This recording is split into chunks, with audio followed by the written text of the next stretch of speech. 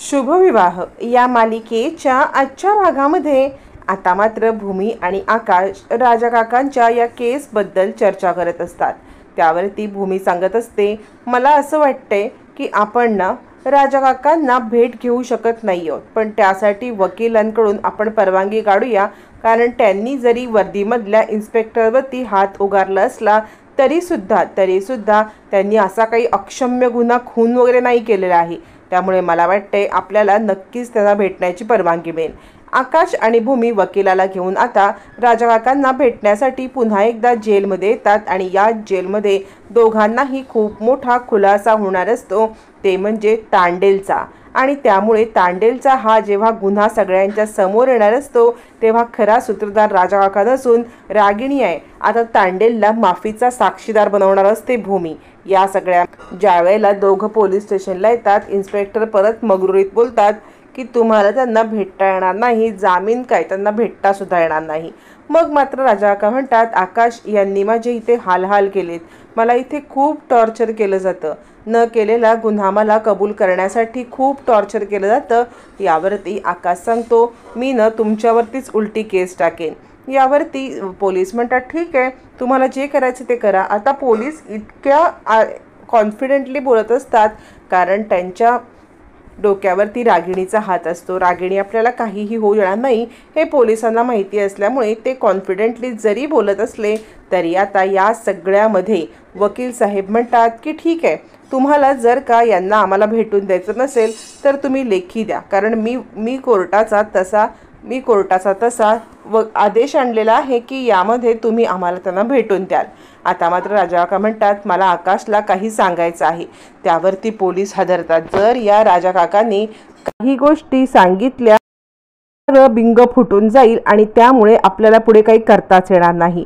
त्यामुळे पोलीस म्हणतात, मी तुम्हाला भेटण्याची परवानगी नाकारतोय।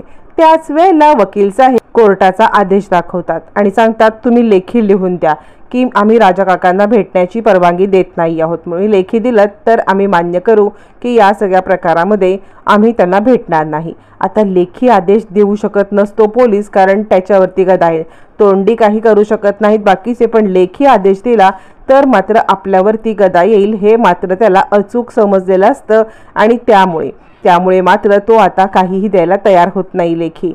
मग मात्र आता इकडे आकाश म्हणतो, आम्हाला भेटू द्या। त्यानंतर कॉन्स्टेबल येतो आणि कॉन्स्टेबल सांगायला लागतो, सर आपले ना मोठे सर आलेले आहेत, मोठे सर तुम्हाला भेटायला आलेत। मोठे सर भेटायला आलेत म्हटल्यावरती मग मात्र आता काहीच करता येणार नसतं। मोठे सर भेटायला आलेत म्हटल्यावरती राजा काकांना आणि भूमी आकाशला भेटण्याची परवानगी मिळते, कारण मोठ्या सरांसमोर या इन्स्पेक्टरचं बरोबर भांडं फुटणार असतं। मग भूमी आणि आकाशला राजा काका सांगायला लागतात की या सगळ्यामध्ये ना तो तांडेल आहे ना, त्या तांडेलला स्पेशल ट्रीटमेंट दिली जाते। भूमी म्हणते, काय? यावरती राजा काका म्हणतात, हो, आणि तो आपल्या सगळ्यांपासून काहीतरी लपवतोय। यावरती वकील साहेब आकाशला म्हणतात, हे बघा, इथे आपण काहीही बोलण्यात किंवा करण्यात अर्थ नाहीये, या सगळ्यामध्ये आता आपण शांततेतच राहूया, कारण ना या सगळ्यामध्ये आपल्याला जे काही सिद्ध करायचं आहे ना ते आपण कोर्टात सिद्ध करू आणि आपण आता तांडेलला भेटण्याची परवानगी मागू। आकाश म्हणतो, ठीक आहे। तांडेलला भेटण्याची परवानगी घेऊन आता मात्र आकाश आणि वकील साहेब हे आता तांडेलला भेटण्यासाठी भूमीला घेऊन निघतात आणि इथेच आता खूप मोठा ट्विस्ट येणार असतो। आता गायकवाड साहेबांना भूमी आणि आकाश भेटतात। कोर्टाकडून गायकवाड साहेब तांडेलच्या चौकशीचे आदेश घेतात, म्हणजे ॲक्च्युली भूमी आकाशला तांडेलला भेटायची परवानगी मिळत नाही, परवानगी मिळते ती म्हणजे CID गायकवाड यांना। CID गायकवाड यांना आता परवानगी मिळाल्यावरती मग मात्र CID गायकवाड भूमी आणि आकाशला घेऊन तांडेलकडे येतात। तांडेलला भेटण्यासाठी आता मात्र खूप मोठ्या सिक्युरिटीमध्ये हे सगळं केलं जातं। तांडेलला भेटण्याची परवानगी मिळते। तांडेलला भेटण्याची परवानगी मिळाल्यावरती आता मात्र तांडेल CIDच्या समोर येतो। CID म्हणतात, हे बघा, आता या सगळ्यामध्ये तुम्हाला एक गोष्ट जी सांगायची आहे ती सगळ्यात महत्त्वाची गोष्ट म्हणजे तुम्हाला जवळजवळ फाशीवरती टाकण्यात येईल, कारण तुमची बोट होती आणि तुम्हीच मारण्याचा प्रयत्न केला होता आणि दोनपैकी ॲक्च्युली एकच माणसं वाचली होती, एक माणूस गेला होता, त्यामुळे तुम्हाला आता फाशीवरती चढवण्यात येईल। त्याआधी तुम्ही जर का माफीचे साक्षीदार झालात तरच या सगळ्या प्रकारामध्ये तुम्हाला माफी मिळू शकते। यावरती तांडेल आता गडबडतो आणि मी माफीचा साक्षीदार व्हायला तयार आहे, या सगळ्यामध्ये मला माफीचा साक्षीदार करा असं म्हणायला लागतो. माफीचा साक्षीदार तांडेल व्हायला तयार असतो. त्यावरती CID म्हणतात ठीक आहे, माफीचं साक्षीदार तुम्ही तेव्हाच होऊ शकता ज्या वेळेला सत्य परिस्थिती तुम्ही सांगू शकता. म्हणजे हे सगळं राजाकाकांनी केलेलं नाही आहे, कारण आम्ही सुद्धा खूप इन्व्हेस्टिगेशन केलं. तुम्हाला CID म्हणजे खाऊ वाटतो का?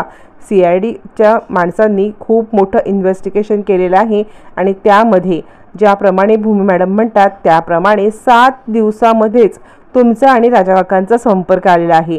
पण गेल्या महिनाभर तुम्ही ज्या व्यक्तीच्या संपर्कात आहात त्या व्यक्तीचं नाव आम्हाला कळलंय, पण ते तुमच्या तोंडून ऐकायचं आहे. यावरती आता मात्र आकाश म्हणतो कोणती व्यक्ती? यावरती आता मात्र CID म्हणतात ते फक्त आणि फक्त तांडेलच सांगेल. फायनली तांडेल सत्य बोलायला लागतो. तांडेलकडे कोणताही पर्याय नसतो, कारण एकदा तांडेलची बायको आणि मुलं त्याला भेटून सुद्धा CIDने दिलेली असतात की तुला बायको आणि मुलांसाठी जगायचं असेल तर माफीचा साक्षीदार हो, कारण तू ज्यांच्यासाठी काम करतोयस ते त्यांचं मतलब निघाल्यावर तुझ्याकडे डोंकूनही पाहणार नाहीत. आणि तांडेलला हे अचूक माहिती असतं, कारण एकदा तर रागिणीने त्याला मारण्याचा प्रयत्न केलेला असतो. त्यामुळे तांडेल आता सांगतो मी माफीचा साक्षीदार व्हायला तयार आहे, पण मला ह्याची हमी काय की मी नाव सांगितल्यावरती तुम्ही मला सोडून द्याल किंवा मला कमी शिक्षा होईल. यावरती CID म्हणतात पोलीस आहोत आम्ही, आमचा शब्द शेवटचा प्रमाण. फायनली मग मात्र तांडेल सत्य बोलायला तयार होतो. तांडेल सांगतो हे सगळं मला रागिणी आणि अभिजित यांनी करायला सांगितलंय. आता मात्र भूमी म्हणते तुम्ही खोटं बोलताय, काय हे सांगताय? एकाला वाचवण्यासाठी दुसऱ्याला हे करताय? तांडेल म्हणतो नाही, मी हे सगळं सत्य सांगतोय आणि याचा माझ्याकडे पुरावा आहे. आणि मग तांडेल इन्स्पेक्टर समोर आणि आता राजाकाकांच्या समोर येतो. समोर राजाकाका आणि इन्स्पेक्टर असतात. इन्स्पेक्टर म्हणतात आत्ता हा खरं बोलतोय कशावरून? यावरती तांडेल बोलतो माझ्या लोकांना मी बोलवलंय, त्या बाईचे सगळे पुरावे आहेत माझ्याकडे व्हिडिओ पण आहे.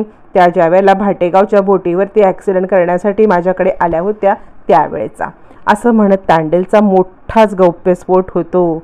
आता राजाकाकांना ती धक्का बसण्याची वेळ येते आणि काय माझाच बायको आणि माझाच मुलगा मला जेलमध्ये अडकवतायत. त्यांनी हे कारस्थान केलं आकाश विरुद्ध आणि माझ्यावरती डाव टाकला. राजाकाकांना विश्वासच बसत नसतो. ते म्हणतात हे कसं शक्य आहे? तोपर्यंत तांडेलची माणसं येतात, तो व्हिडिओ दाखवतात. राजाकाकांचा आक्रोश अगदी शिगेला पोहोचतो. मग मात्र इन्स्पेक्टरकडे कोणताही पर्याय नसतो. इन्स्पेक्टरला रागिणीला इन्फॉर्म न करता राजाकाकांना सोडणं भाग असतं. त्यावरती आकाश म्हणतो यापुढे या इन्स्पेक्टरवरती पण कारवाई करा, कारण यांनी राजाकाकांना मुद्दाम मारलं. यावरती तो आता पोपटासारखा बोलत म्हणतो हे सुद्धा मला रागिणी मॅडमनेच सांगितलेलं, मला माफ करा. मग आता गायकवाड साहेब त्याच्याकडून त्याचा मोबाईल काढून घेतात, त्याला सुद्धा कस्टडीमध्ये घेतात. रागिणीला काही कळणार नाही याची खबरदारी घेऊन आता इन्स्पेक्टरची पुढची मोहीम सुरू होती. आता पोलीस राजाकाकांना घेऊन घरी येतात. आता रागिणी हादरते, हे कसे काय इथे? यावरती पोलीस म्हणतात कारण ते निर्दोष आहेत. रागिणी म्हणते बरं झालं हे निर्दोष आहेत. यावरती राजाकाका म्हणतात मी निर्दोष आहे, पण खरा दोषी कोण आहे हे जाणून नाही घ्यायचं तुला रागिणी? रागिणी म्हणते कोण आहे खरा दोषी? यावरती मोबाईलमधला व्हिडिओ बघताच रागिणी हादरते. नाही राजाराम, हे सगळं मॉर्फ केलेलं आहे, याच्यामध्ये माझा खरंच काही हात नाही आहे. हे सगळं मॉर्फिंग केलेलं आहे कोणीतरी, तुम्हाला माझ्या विरुद्ध भडकवण्यासाठी हे कारस्थान केलंय. मी खरंच काही नाही केलेलं आहे, या सगळ्यामध्ये मला अडकवलंय, असं म्हणत रागिणी आता आकांतांडव करायला लागते. राजाकाका म्हणतात हा व्हिडिओ खोटा आहे का? मग तांडेल बोलतोय ते सुद्धा खोटं असेल. रागिणी म्हणते काय बोलतोय तो तांडेल? यावरती राजाकाका म्हणतात भाटेगावच्या बोटीवरचा अपघात तू आणि अभिजित हा यांनी केलेला आहे असं तो बोलतोय. यावरती रागिणी म्हणते नाही मला नाही माहिती, तो खोटं बोलत असेल. अभिजितचा हात असेल तर मला माहीत नाही आहे, पण मी काही केलेलं नाही आहे असं म्हणत ती आता अभिजितला इशारा करते की सगळा हे तुझ्यावरती घे, तुझ्यावरती ब्लेम घे आणि मला इथून मोकळं कर, जेणेकरून मी या सगळ्यात निर्दोष सिद्ध होईल आणि पुढचं काय ते करायचं करेन. पण या वेळेला अभिजित काहीच बोलत नाही आहे. अभिजित गप्प उभा असतो, कारण त्याला एकट्याला अडकायचंच नसतं. मग अभिजित म्हणतो सगळा प्लॅन आईचा होता, मी मात्र एक मोहरा होतो. राजाकाका म्हणतात काय? यावरती अभिजित म्हणतो हो, दरवेळेला आत्तापर्यंत तिने मला तोंडघशी पाडलं, दरवेळेला मलाच हे केलं, पण आत्ता मी गप्प बसणार नाही, हा सगळा प्लॅन आईचा होता, मी मान्य करतो. राजा काका चिडतात, रागिणीकडे रागात बघतात आणि तू इतकी कपटी बाई असशील असं मला वाटलं नव्हतं असं म्हणायला लागतात. या सगळ्यामध्ये आता आजीला पण धक्का बसतो. ज्या मुलीवरती जीवापाड प्रेम केलं, ज्या मुलीला घरातली सगळी सत्ता दिली, ज्या मुलीला महाजन गारमेंट सांभाळायला दिलं, तिने आज आपलं हे सगळं वागणं केलं. याच्यावरती आता आजीला राग येतो. सगळ्यांच्या समोर रागिणीचं सत्य आलेलं आहे, सत्य तर समोर आलेलं आहे, पण या सगळ्यामधून पुढे काय निर्णय होणार? रागिणी पुन्हा एकदा या सगळ्यामध्ये बाजी पलटणार का? हे मात्र येणाऱ्या भागातच कळणार.